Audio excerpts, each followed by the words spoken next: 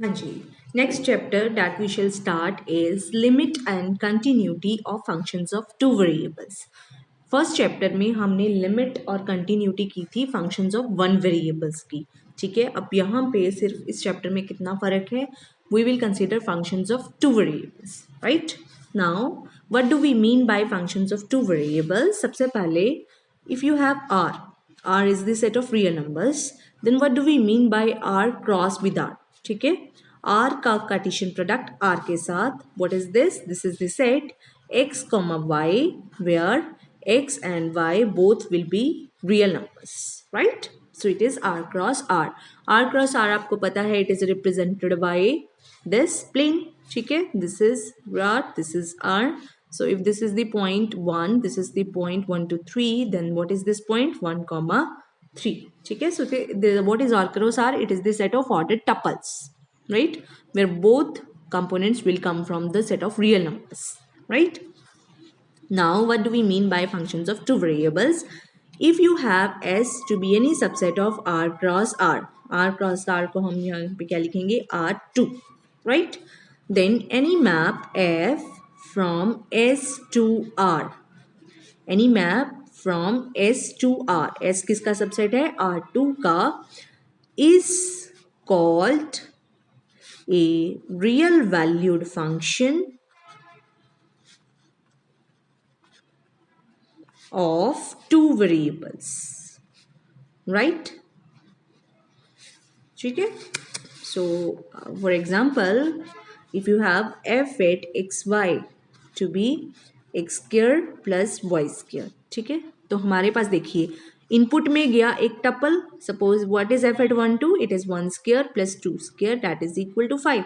Sorry, हाँ yes 5. ठीक है, तो इनपुट गया एक टपल और आउटपुट गया एक real number. So it is a map from S to R. It is a real valued function of two variables.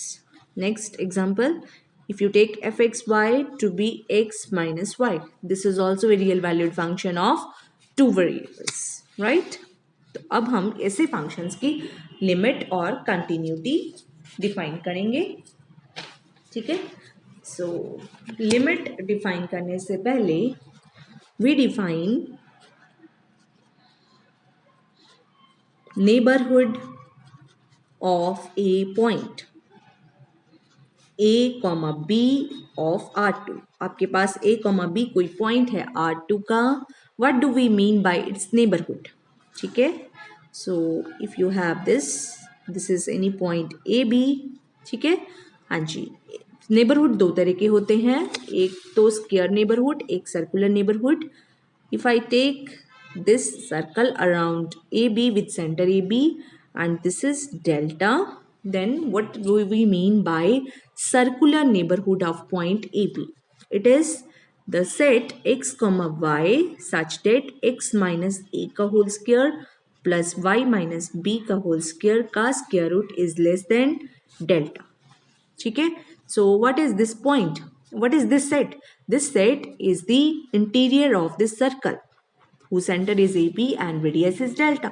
Because हमें पता है एक सर्कल की इक्वेशन क्या होती है with centre AB and radius delta, x minus a का square y minus b का square is equal to delta square. तो जिन पॉइंट्स के लिए इक्वलिटी होल्ड करती है they are on the circle, जिन पॉइंट्स के लिए लेस देन डेल्टा है they are within the circle, जिन पॉइंट्स के लिए ग्रेटर देन डेल्टा आएगा वो क्या होंगे, आउटसाइड दिस सर्कल. ठीक है, तो what do we mean by circular neighborhood of this point AB? It is the set of point inside the circle with the center AB and radius delta, right? तो ये सारे के सारे points ये है neighborhood. This set constitute neighborhood of a point AB, right? Now this is square neighborhood, circular neighborhood. Now what do we mean by square neighborhood?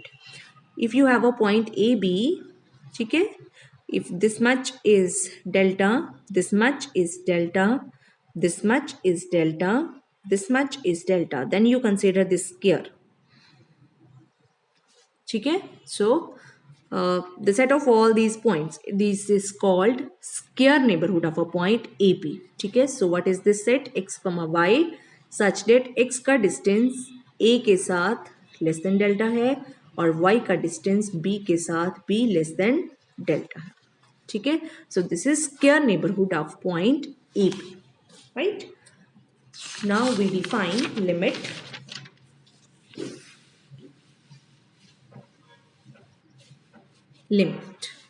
definition. What do we mean by limit of a real valued function of two variables? A number L is said to be limit of a function fxy as x comma y tends to a comma b if what happens for given epsilon positive there exists delta positive such that distance between fxy and L can be made less than epsilon whenever x minus a का whole square plus y minus b का whole square is less than delta और fxy minus L के बीच में that is the distance can be made less than epsilon whenever x minus a का modulus is less than delta, y minus b का modulus is less than delta, zero positive, ठीक है। Zero से greater करने का मतलब ये है, अब ये क्वांटिटी जीरो कब होगी, जब ये भी जीरो होगा ये भी जीरो होगा। ये जीरो कब होगा, जब x a के बराबर होगा। ये जीरो कब होगा, जब y b के बराबर होगा। x अगर a के बराबर हो गया, y b के बराबर हो गया, तो x, y कौन सा पॉइंट हो गया, a, b, ठीक है। बट हमें वो पॉइंट नहीं लेना होता। When you take the limit x y tending to a b, it means you are not considering x y to be equal to a b, ठीक है। You are only considering the points close to a b, right. तो अगर ये true हो तो भी हम कह देते हैं कि limit x y tending to a b f x y is equal to l, ठीक है। अगर ये ट्रू हो तो भी हम ये कह देंगे। कौन सा नेबरहुड यूज करना है, हमें सर्कुलर नेबरहुड यूज करना है या स्क्वायर नेबरहुड यूज करना है, this thing we will decide according to the question. कई केसेस में ये नेबरहुड लेना इजी रहता है, कई केसेस में ये नेबरहुड लेना इजी रहता है। तो क्या कहती है ये डेफिनेशन लिमिट की, कि एफ एक्स वाई जो फंक्शन है उसकी लिमिट एल होती है as x y point tends to a b point if what happens for every epsilon positive, हमें एक डेल्टा मिल जाए कि जब भी कभी the points are lying in between this neighbourhood a b के इस नेबरहुड में लाई करते हैं, उन सारे पॉइंट्स पे अगर हम f की वैल्यू कैलकुलेट करें तो उस f की वैल्यू का l से डिस्टेंस किससे छोटा हो, एप्सिलॉन से छोटा हो। इस डेफिनेशन के अकॉर्डिंग क्या कहता है कि हमें किसी भी एप्सिलॉन के लिए ए बी के अराउंड एक स्क्वायर मिल जाता है, ताकि उस स्क्वायर के अंदर हम किसी भी पॉइंट पे अगर f की वैल्यू कैलकुलेट करें तो उन सभी वैल्यूज का l से डिस्टेंस किससे छोटा हो जाए, एप्सिलॉन से छोटा हो जाए, right. Then we say that this is true. Clear. अब हम इस डेफिनेशन को यूज करके पहले एक दो क्वेश्चन करेंगे फिर आगे चलेंगे। So using this definition I have example number 1। What is example number 1? It says let f be a function from R2 to R be defined by f of x equal to x square plus y square. Then show that limit xy tending to 0 0 fxy is equal to 0, right? So solution. So let us start with an epsilon positive. Let epsilon positive be given. For this epsilon, we have to find a delta for which that definition is satisfied. चाहे circular neighborhood वाली, चाहे square neighborhood वाली, right? हाँ जी. So start with the difference fxy minus 0 because L हमें क्या दिया गया है 0 के बराबर. Now what is this? It is modulus of x square plus y square minus 0. What is this? X square plus y square. This is further less than or equal to this is equal to, I think this is equal to x minus 0 का square plus y minus 0 का square, ठीक है, के square root का square, इसको ऐसे लिख सकते हैं, ठीक है। नाउ इसको हमने किससे लेस करना है, less than epsilon. We want this to be less than epsilon. This will be less than epsilon whenever x minus 0 का स्क्वायर प्लस y minus 0 का square root will be less than delta. Now what should be this delta? ये quantity किससे less हो ताकि ये quantity less than epsilon हो जाए. ठीक है, आप देख सकते हैं ये जो क्वांटिटी है ये इसका स्क्वायर है, तो अगर ये रूट एप्सिलॉन से छोटा हो जाए तो ऊपर वाली क्वांटिटी किससे छोटी हो जाएगी? एप्सिलॉन से छोटी हो जाएगी. ठीक है, so for every epsilon we have found a delta, right. So this is true that limit of the function at x y tending to 0 0 इज 0. ठीक है, तो आप देख सकते हैं यहाँ पे L 0 था तो हमने यहाँ पे 0 लिया, यहाँ पे पॉइंट 0 0 था इसलिए हमने इसको इस फॉर्म में बनाया, x माइनस 0 का स्क्वायर y माइनस 0 का स्क्वायर. ठीक है, दिस इज b. क्लियर? ठीक है, so this is the way to prove the limits, required limits. ठीक है, next is example number 2. Let f be a map from R to R be defined by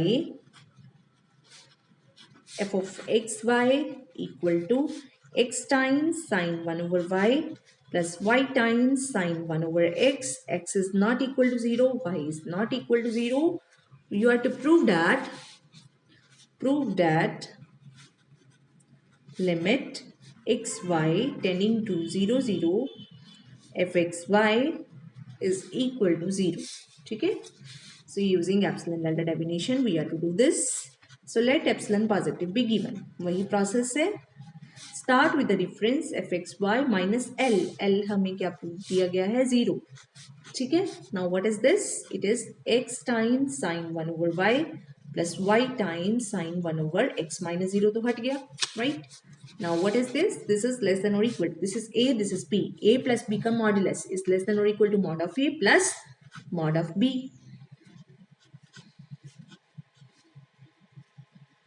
ठीक है, now this is suppose a, this is b. Mod of ab is equal to mod of a into mod of b.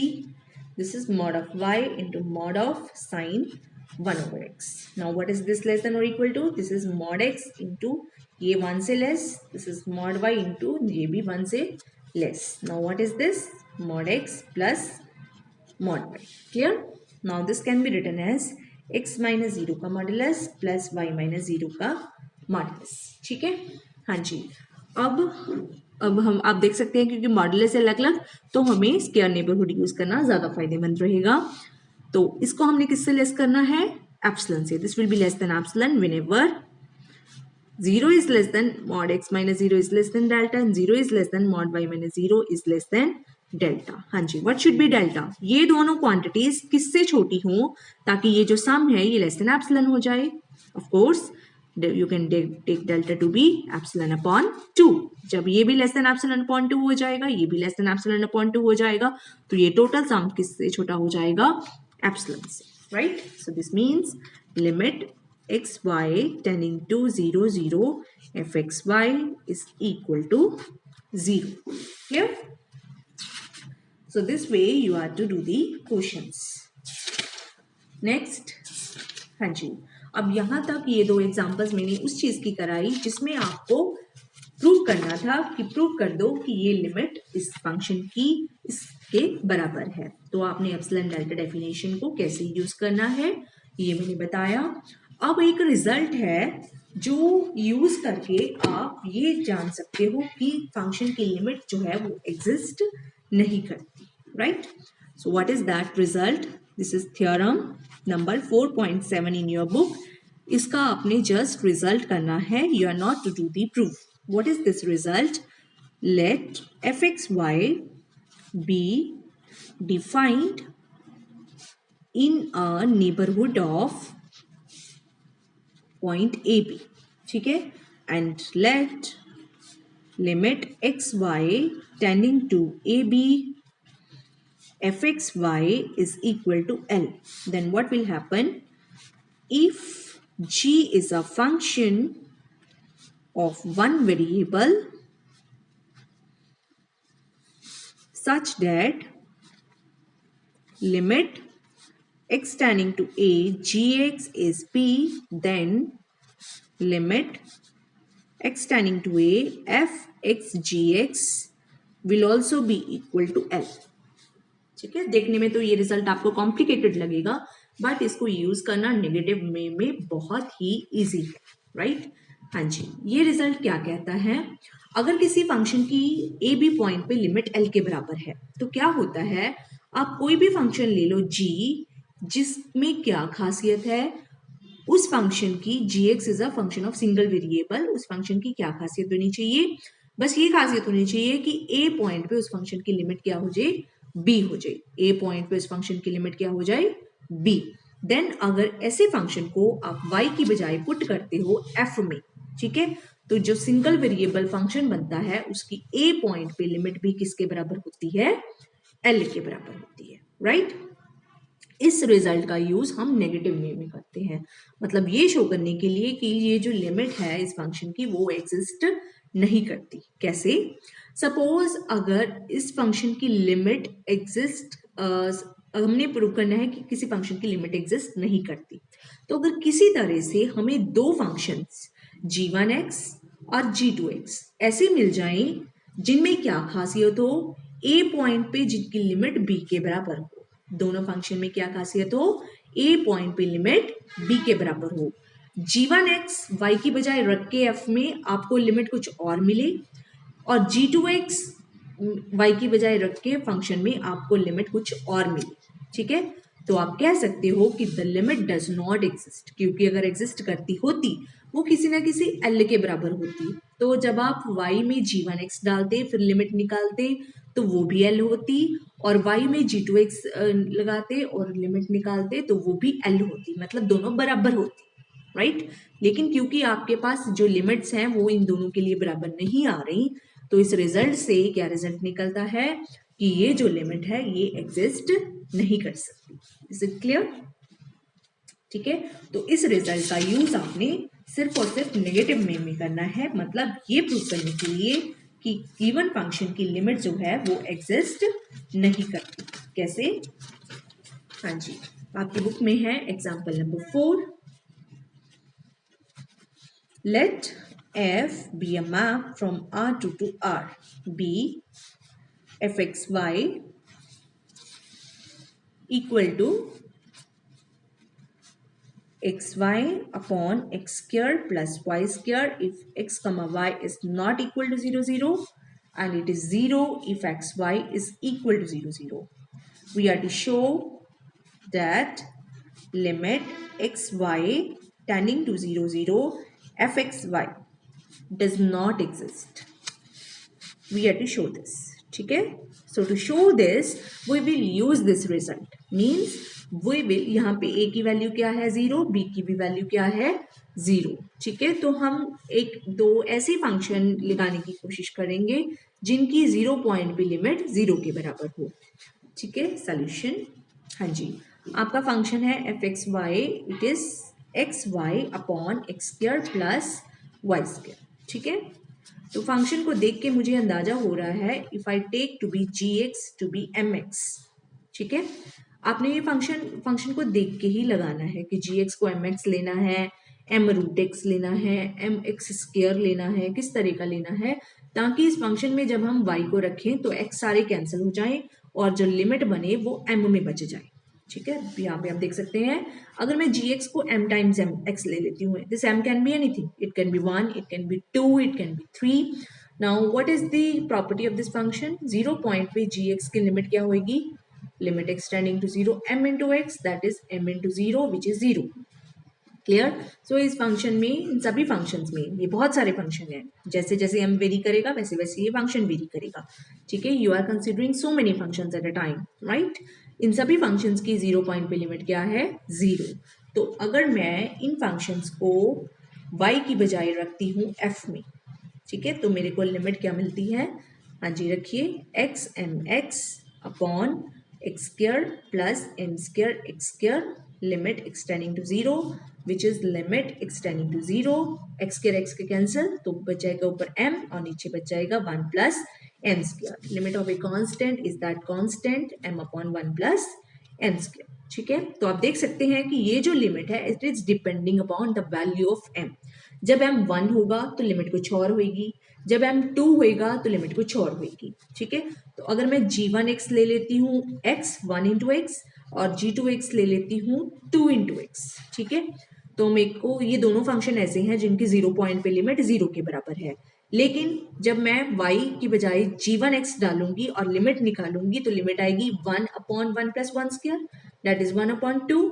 लेकिन अगर हम g2x put करेंगे y की बजाय तो limit आएगी 2 अपॉन 1 प्लस 2 स्क्वायर, ठीक है। So the limits are not same, right. तो यहाँ से इस रिजल्ट के जरिए क्या कंक्लूजन निकलता है कि ये जो गिवन फंक्शन है उसकी लिमिट एग्जिस्ट नहीं करती। Is it clear? अगर यहाँ पे इस फंक्शन में ऐसा कुछ होता x square y upon x cube plus यहाँ होता m x square, right, x4 plus y square, ऐसा कुछ होता, राइट। तो यहाँ पे आप y को क्या लेते, gx को क्या लेते, एम एक्स स्क्वायर, राइट, ताकि x4 कैंसिल हो जाए ऊपर नीचे से और लिमिट बच जाए m में सिर्फ, राइट। तो अपने फंक्शन को देख के डिसाइड करना है what should be gx, right. हाँ जी, जैसा आपके पास ये फंक्शन है, एक और example number 5, it says late f be a map from R2 to R be defined by f at xy equal to x minus y upon x plus y, x not equal to 0, y not equal to 0, show that limit xy tending to 0 0 fxy does not exist, ठीक है। तो इसको भी prove करने के लिए हम वही वाला फॉर्मूला लगाएंगे, वही वाला रिजल्ट यूज करेंगे, सॉल्यूशन, ठीक है। I take function gx equal to mx। Now what is limit of this function fx gx, y की बजाय जब मैं gx डालूंगी तो क्या बन जाएगा m minus m x upon m plus m x, limit extending to 0 x x cancel हो जाएगा तो ये बन जाएगा 1 minus m upon 1 plus m which is dependent on m, ठीक है। सो अलग अलग gx के लिए वे लिमिट्स अलग अलग आएंगी, तो by that result this limit does not exist. समझ रहे हैं ना आप? क्योंकि अगर ये लिमिट एग्जिस्ट करती तो किसी ना किसी रियल नंबर के बराबर होती, सपोज 2 के बराबर होती, तो क्या होना था, इस तरह के किसी भी फंक्शन को अगर मैं y की बजाय रखती तो मेरी लिमिट किसके बराबर आती, 2 के ही बराबर आती। बट यहाँ पे तो जैसे जैसे m वेरी करता है वैसे वैसे ये लिमिट वेरी कर रही है। So what can you conclude, that the given limit does not exist. Is it clear? अगले लेक्चर में मैं कंटिन्यूटी करवाऊंगी इस फंक्शन की, फंक्शन ऑफ 2 वेरिएबल्स की, ओके। तब तक आप, उससे पहले आपकी जो एक्सरसाइज है, एक्सरसाइज 4.1, एक्सरसाइज 4.1 के लिमिट वाले क्वेश्चंस कंप्लीट कर लीजिए। ये आपका बनता है क्वेश्चन नंबर 1, 2 एंड 3, ठीक है। So try to do questions exercise 4.1, question number 1, question number 2, question number 3, right? Thank you.